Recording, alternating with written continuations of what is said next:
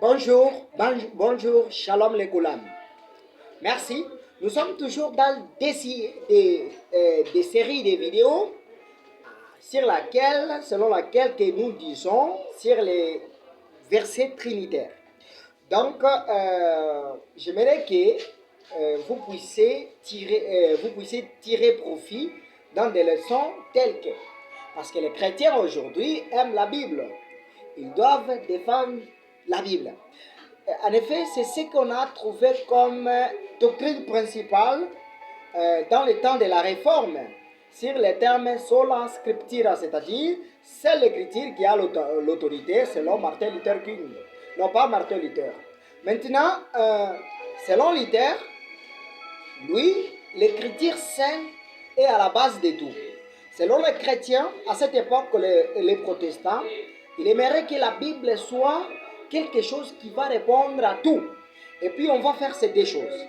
Ne laissons nos désirs, nos sentiments influencer les interprétations de la Bible. Laissons la Bible parler. Il y a des mots que nous allons un peu exagérer avec ça. Donc les chrétiens doivent se rendre compte que dans la Bible, il y a exégèse, il y a aussi l'exégèse. Exégèse, c'est le fait d'entrer dans la Bible, de faire entrer dans la Bible beaucoup des interprétations humaines.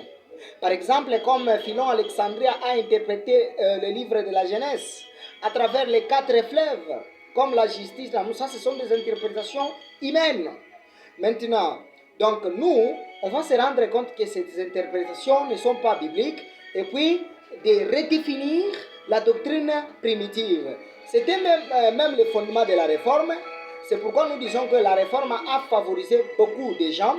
Et puis la réforme était aussi mauvaise parce que la réforme a créé beaucoup de divisions. Maintenant, nous sommes sur troisième vidéo. Notre troisième vidéo, la vidéo s'intitule Jean chapitre 8, verset 58. Affirme-t-il que Jésus-Christ est Dieu Tout-Puissant? Une femme à l'internet a quitté quelque temps, il a été exclu chez quelque part. Je ne peux pas faire d'effet artificiel ici.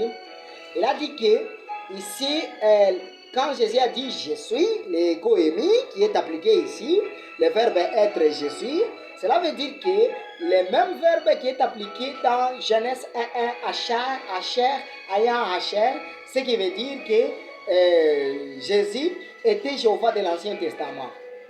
C'est comme ça certains chrétiens imbéciles qui comprennent la Bible d'une manière toquée ou bien qui sont vraiment influencés par leur pasteur, leur clergé, leur pontife, qui sont vraiment ignorants de la parole de Dieu. Bon, je vous parle aujourd'hui pour que vous effacez toute la confusion sur les temps spirituels, aussi la Bible. Vous qui m'avez félicité, merci beaucoup. Et vous qui avez regardé mes vidéos, c'est comme ça que tu commences de nouvelles doctrines, allez en enfer. Ici, je réponds maintenant à cet argument. Jean chapitre 8, verset 58. Affirme-t-il que Jésus est Dieu? Ok. Dans la Bible, nous venons faire ce qu'on appelle l'exégèse. L'exégèse vient du grec, exégèse. Parfois, il vient du terme herméneutique, qui est comme synonyme, qui vient du grec, herménéo, un Dieu messager dans l'ancien temps qui a interprété les choses. Ça, vous le savez déjà. Maintenant, ce que nous parlons ici, c'est le sujet de l'herméneutique.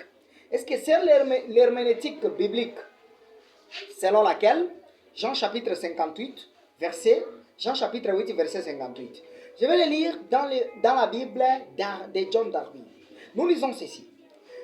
Jésus leur dit, en vérité, je vous le dis, avant qu'Abraham fît, je suis. Ce verset est similaire dans la Bible Jérusalem, Ostie, Tob, Louis II, aussi Bible Sagrada, les Bibles Sagrada et la Bible allemande. Merci. Donc, ici, quand il traduit je suis, parfois avec des capitales, pour marquer qu'il s'agit d'un titre, selon eux. Certaines de ces versions s'efforcent à établir une expression de Exode chapitre 3, verset 14, quand nous lisons « Je suis celui qui est », ou dit l'Éternel, « Je suis celui qui est en Nesbé, je suis m'a envoyé vers vous. » Donc, le verbe est là, « Je suis », Donc pour le Trinitaire aujourd'hui, ça fait directement des tas de choses parce que surtout dans la Bible, si nous vérifions la Bible pour trouver ce qui nous impressionne, mais ce que nous aimons. Donc c'est difficile vraiment de comprendre même ce que l'Écriture veut dire. Donc, qu'est-ce que signifie maintenant je suis celui qui est? Ici, il y a le verbe grec ego emi qui est rendu par je suis. Des expressions pareilles se trouvent plusieurs fois. Ok. Nous lisons dans Oré, nous lisons des Bibles de l'Ancien Testament avec Phalion. Nous lisons comme ça. Avant qu'Abraham soit venu à l'existence, j'étais. Les Bibles de Phalion, les Bibles Osterval traduisent de la même manière. Maintenant, parmi ces versets, lesquels d'abord, quels sont les traducteurs qui s'harmonisent avec le contexte de Jean chapitre 8, verset 58? Jésus a répondu concernant son âge, pas son identité. Il faut savoir ça. Il parlait de son âge avant l'univers. Et tout est logique donc. La réponse de Jésus avait un rapport avec son âge, la durée de son existence. Notons d'ailleurs que la tentative de faire appliquer Ego Émi considère comme titre à l'Esprit Saint. C'est une tentative qui est fausse. Parce que ici, le verbe émis, il marque l'existence d'un attribut à l'image de n'importe quel autre verbe. Égoémie. C'est ce qui déclare Grammar of Greek du Nouveau Testament historique de Rich de Nashville de 1934, page 334. Il y a plusieurs versions qui traduisent comme ça. Par exemple, si vous voyez même dans la traduction du Monde Nouveau, de 1984, page 1582 et de 1583. Vous allez voir de la même manière. Donc ici, on ne voulait pas d'abord des faits artificiels. Est-ce que Jésus, en train de dire le tétragrammaton, le YHWH qui se trouve dans le nom divin? Ça c'est faux. Parce que la Septante rend ce verset par Oon, c'est-à-dire avant Abraham ou On. Jésus Christos parlait de Oon, ou soit il parlait de Égoémie. Il parlait de son âge par l'existence de son identité. Parce que dans cet verset, si vous allez voir Asher, Aya, Asher, vous ne pouvez pas appliquer ça là-bas. Par exemple, en hébreu, la traduction hébraïque rend ce verset Afataïm. Donc le terme là, Aïfataïm, ne s'accorde pas avec Asher, Aya, Asher. Or que Asher, Aya, Asher parle de je suis celui qui est. Dans certaines versions, on ne rend pas comme ISB, je serai ce que je serai, ou soit devenir ce que je deviens. Donc, il donne le verbe Asher. Lorsque vous dites que quand Jésus a dit je suis, cela veut dire, c'est le contexte, il montre qu'il est dit. Ça, c'est faux. Par exemple, le contexte même des Juifs, quand il a dit avant Abraham, j'étais, c'est-à-dire il était dans l'éternité. Nous croyons ça que Jésus était dans l'éternité, mais Proverbe 8, verset 22 a élevé les lunettes de l'incarnation que vous avez. L'Éternel m'a créé la première de ses œuvres, comme dans la Bible, Louis II. Ça, nous croyons. Le problème est que Jean chapitre 8, verset 43.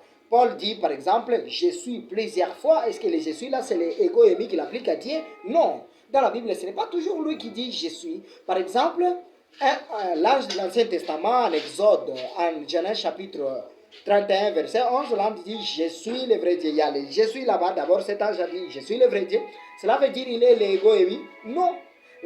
Cette compréhension n'est pas, même si vous voulez le faire accorder avec Deutéronome, Exode chapitre 3, verset 15, vous perdez votre temps.